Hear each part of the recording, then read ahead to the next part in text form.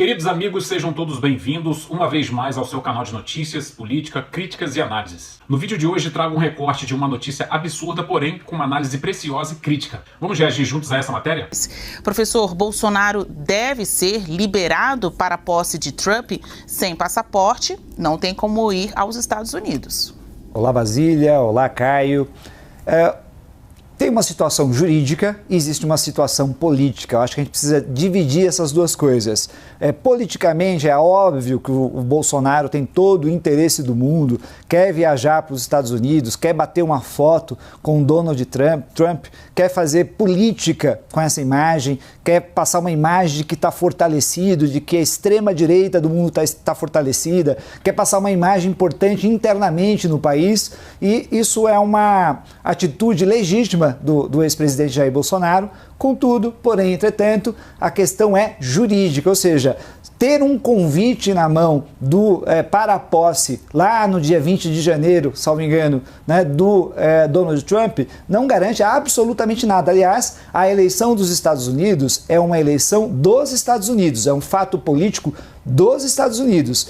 Você ter um convite recebido pelo ex-presidente, anexado no processo e realizado um pedido, isso não significa absolutamente nada. A pressão que está sendo feita nesse momento, então, é política, ou seja, ele quer dizer, olha, se o ministro Alexandre de Moraes, aliás, se a Suprema Corte do Brasil negar esse pedido, tem uma gafe política. Veja, a Suprema Corte não pode tomar uma decisão, um juiz constitucional, uma Suprema Corte não pode tomar uma decisão com medo de gafe política ou coisa do gênero. Tem que olhar o inquérito, tem que verificar o que está acontecendo, quais foram as razões que levaram às negativas anteriores, se existe fato novo ou não, e tomar uma decisão, e aqui sim, nesse caso, de maneira muito emblemática, de maneira técnica com relação ao caso. Por isso que eu acho que é muito difícil, nesse exato momento, que uma decisão dessa seja tomada, porque já existem várias decisões que foram tomadas indicando exatamente isso, que não dá para liberar esse passaporte, tendo em vista que o inquérito está em andamento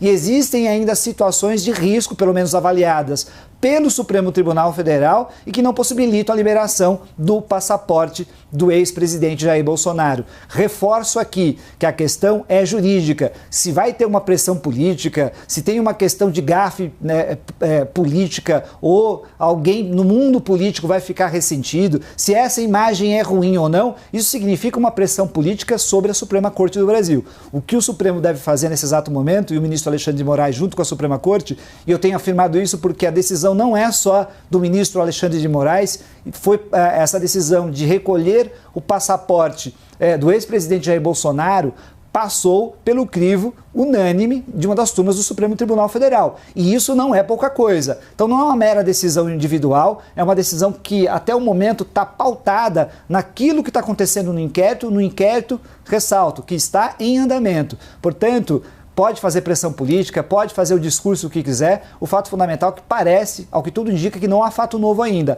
Pode acontecer algum fato novo até o dia 20 de janeiro, até o dia da posse? Pode acontecer, pode terminar o inquérito, pode acontecer muitas coisas. Contudo, se não houver nenhum fato novo, não houver uma mudança específica com relação ao inquérito, vai ser muito difícil a gente ter uma decisão aqui que libere esse passaporte para que o ex-presidente Jair Bolsonaro possa fazer as suas imagens políticas com relação à eleição do do candidato, agora presidente Trump.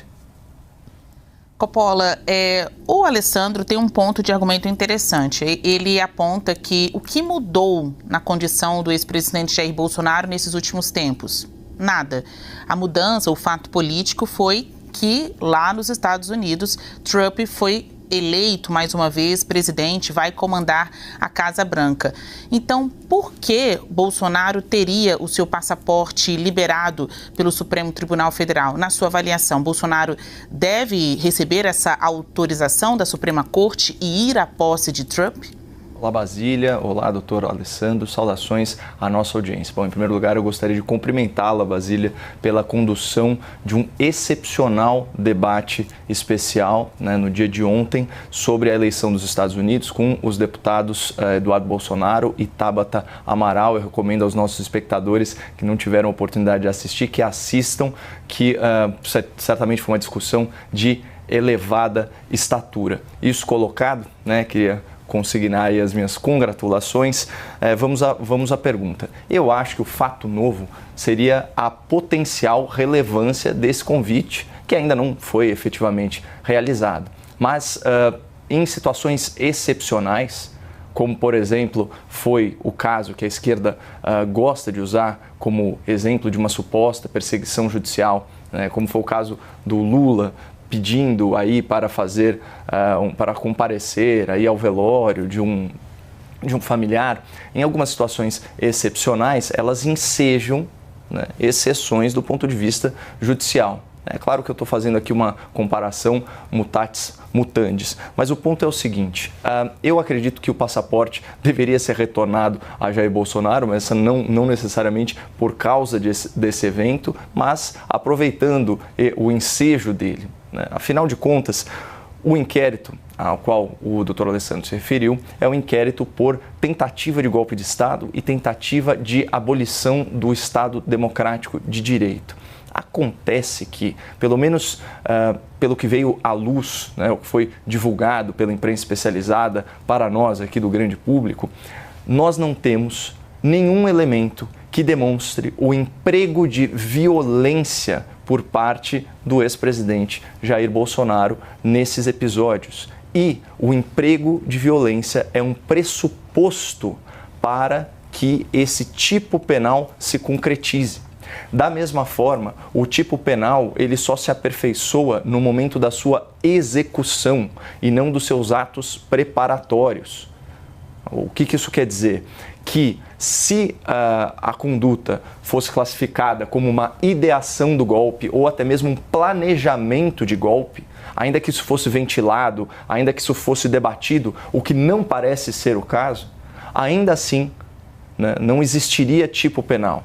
Portanto, a conduta, ela parece absolutamente regular. Ela pode ser questionável do ponto de vista político. Olha, consultar as Forças Armadas sobre a legalidade de decretos ou de medidas de garantia de lei e da ordem e também de estado de defesa, o que inclusive pressupõe a participação de outros poderes. Isso é moralmente aceitável ou isso foi politicamente correto? Isso é outra discussão. Agora, a legalidade desses atos, aí sinto muito. A gente tem uma série de provas, pelo contrário, que corroboram que o ex-presidente não cogitou o emprego de violência. Como, por exemplo, naquela ampla reunião com uma série de autoridades, servidores públicos, em que Bolsonaro é explícito falando que jamais tomaria medida de força.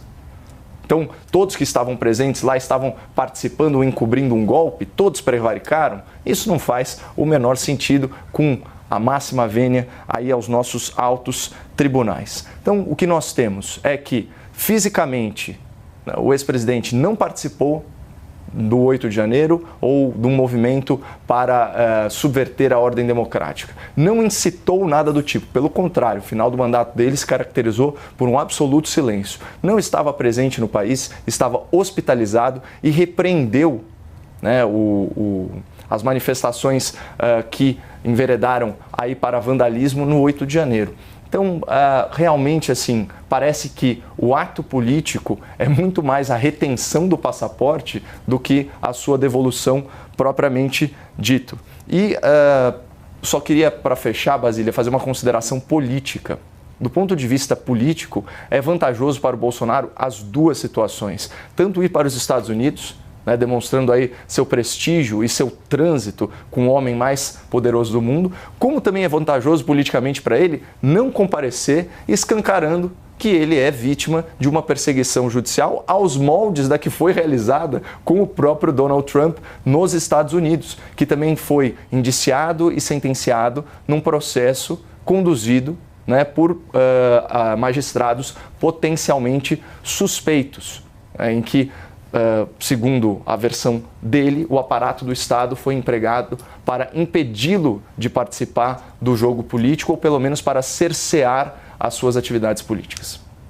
Coppola mostrando na edição de hoje que mesmo de folga ele está assistindo o grande debate, né? Obrigada aí pelo elogio, por você ter acompanhado o nosso programa com Eduardo Bolsonaro e a Tabata Amaral, e até para o nosso espectador compreender, né? Os titulares Coppola e Cardoso foram consultados antes. Eu conversei ali com eles quando a gente estava pensando ainda sobre esse programa especial na semana das eleições americanas. Bom, professor, o senhor há pouco falou sobre as questões jurídicas, sobre as questões políticas. Então, para arredondar mais a sua resposta e aprofundar também aí no seu argumento, uma pergunta. A vitória de Trump nos Estados Unidos pressiona a justiça brasileira, na sua avaliação, nos casos envolvendo Bolsonaro? Porque a gente não está falando só do passaporte. A gente também está falando de um imaginário, na avaliação de bolsonaristas, até da reversão da inelegibilidade do ex-presidente. Basília, eu acho que talvez seja o inverso. Porque, primeiro que as situações... a gente tem hoje no mundo uma situação global, e isso é real, de uma ascensão de uma extrema-direita, de um conjunto de modus operandi que são muito similares, algumas pautas similares, enfrentamentos políticos similares, mas cada país tem o seu contexto. Se lá eles têm o Donald Trump, aqui nós temos Jair Bolsonaro. Então, cada país, né, vai ter a sua dinâmica e a sua forma, a sua caricatura específica com relação a esse processo de ascensão. E, repito, é um processo que ainda continua, um enfrentamento político, talvez aí de longo prazo. E aí, quando você olha e compara a situação dos dois países, você vê que é muito diferente. Então, a situação do Donald Trump nos Estados Unidos, o enfrentamento judicial que ele enfrentou lá, o seu retorno, né, o seu retorno espetacular, eu diria, à presidência dos Estados Unidos, a situação espetacular de ser um presidente que enfrentou literalmente aí, 2 acusações de impeachment, né, nos Estados Unidos, que é uma coisa também sui generis, né, mesmo para os Estados Unidos. Quando nós olhamos para o Brasil, nós vamos ver uma situação similar ao Donald Trump. O que você tem hoje é um inquérito correndo no Supremo Tribunal Federal, você tem uma situação muito mais complicada para o Jair Bolsonaro, na medida em que houve aí questões vinculadas a joias, manuseio indevido de informações e dados, né, no sistema de saúde do Brasil com relação à vacinação. Ou seja, você ficou com um conjunto de coisas, mais a tentativa de golpe de Estado, mais os filhos, né, nessa organização e orquestração também com grupos bolsonaristas, mais pessoas presas, mais o ataque às instituições no 8 de janeiro. Então, veja, você tem um contexto muito mais complicado para o ex-presidente Jair Bolsonaro. Ele está inelegível, você tem decisões judiciais já surtindo efeito para o ex-presidente Jair Bolsonaro e ele teria que reverter tudo isso. Que ele faça uma mobilização, tente enfrentar isso politicamente, é uma reaposta na questão política, ou seja, ele está evitando ir para uma discussão jurídica que provavelmente ele sabe que vai perder. Então ele reaposta na questão política. Vai poder imitar? Eu acho que não. Pelo contrário, acho que a vitória de Trump nos Estados Unidos é mais um alerta às instituições democráticas, ao Supremo Tribunal Federal e a todas as instituições democráticas, que você não pode deixar barato certas situações de ataques às instituições democráticas, à Constituição de 1988. Ou seja, pode ter acendido um alerta que pode piorar a situação do ex-presidente Jair Bolsonaro. Coppola, tem uma frase viral circulando, especialmente na internet, que diz: o que acontece nos Estados Unidos se repete no Brasil. Trump foi o primeiro presidente eleito condenado criminalmente. Bolsonaro nem pode concorrer porque ele está vetado pela Justiça Eleitoral. Mas você acredita em mudanças por aqui no cenário político? A vitória de Trump nos Estados Unidos pressiona a justiça brasileira envolvendo esses casos contra Bolsonaro? Primeiramente, deixar muito claro, né, fazer a distinção para o nosso telespectador que crimes eleitorais não são crimes do Código Penal. O Jair Bolsonaro foi condenado aí pelo Tribunal Superior Eleitoral por abuso de poder político ou poder econômico numa reunião com embaixadores, numa decisão muito contestada, inclusive uma decisão que apresentou divergências dentro do próprio colegiado. É diferente da situação, por exemplo, do Donald Trump, ainda que no caso de Trump, o argumento de que houve perseguição política, e instrumentalização do judiciário pelo Partido Democrata faz sentido. Então, não há que se falar em paralelo aqui nesse sentido. Agora, se isso pressiona a justiça ou não, é evidente que sim. Por quê?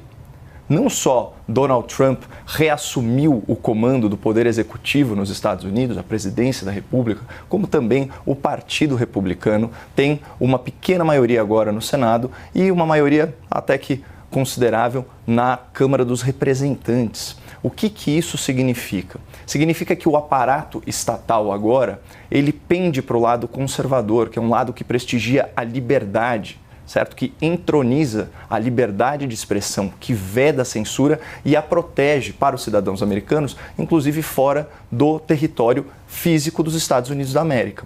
Ou seja, a partir de agora, haverá a requisição, certo? E também a divulgação de determinações judiciais da Justiça brasileira, inclusive Polícia Federal, Supremo Tribunal Federal, Tribunal Superior Eleitoral, que representem censura. Então, remoção de perfil. Isso tudo tende a vir à tona, como de certa forma já veio naquele episódio conhecido como Twitter Files. Na minha opinião, o que faltou o Caio Coppola, ele fez ali uma colocação brilhante ali, uma avaliação dos fatos ali sobre essa tirania da toga, mas o que ele poderia ter explorado um pouquinho mais é que justamente as ações do Supremo, seja com Alexandre de Moraes, seja agora com esse colegiado que se formou ali com Flávio Dino, ministro Barroso, Toffoli, enfim, só gente de primeira linha, de primeira qualidade. Mas o que ele poderia explorar um pouco mais é que as ações inconstitucionais do Supremo, elas são ações políticas. Quem não se lembra do derrotamos o bolsonarismo, perdeu Mané, poder não se conquista, se toma, enfim, você não vê nenhuma medida judicial do Supremo contra políticos, contra figuras de esquerda. Pelo contrário, você vê benfeitorias, benefícios, como a liberação de José Dirceu, agora através de Gilmar Mendes. Então, o que acontece? Faltou explorar um pouquinho esse ponto de que todas as ações do Supremo contra Jair Bolsonaro são ações políticas, são ações ativistas, né? E você vê que esse ventríloco, esse rapaz aí, Alessandro, enfim, especialista de direito, né? Até a careca ali, ela remete a alguém que faz muito mal ao Brasil. E esse discurso do golpe, da democracia, isso aí é um ponto onde eles foram traçando esse plano de dizer que houve um golpe e eles não podem mais voltar atrás. Eles têm que sustentar essa tese para poder se prevalecer dizendo que está fazendo bem. Quando você vê muito alguém falando em democracia, defesa da democracia, tudo pela democracia, desconfie, né? Porque todo tirano, toda tirania, eles sempre falam que estão em prol da democracia. Tá bom? Esse foi meu vídeo de hoje. Se você tiver gostado, deixa seu like aí para que o vídeo possa ser recomendado na plataforma. Te aguardo no próximo vídeo. Se você não for inscrito, inscreva-se aqui para que a gente possa criar mais conteúdo. Meu nome é Jander Pires. Até o próximo vídeo. Tchau.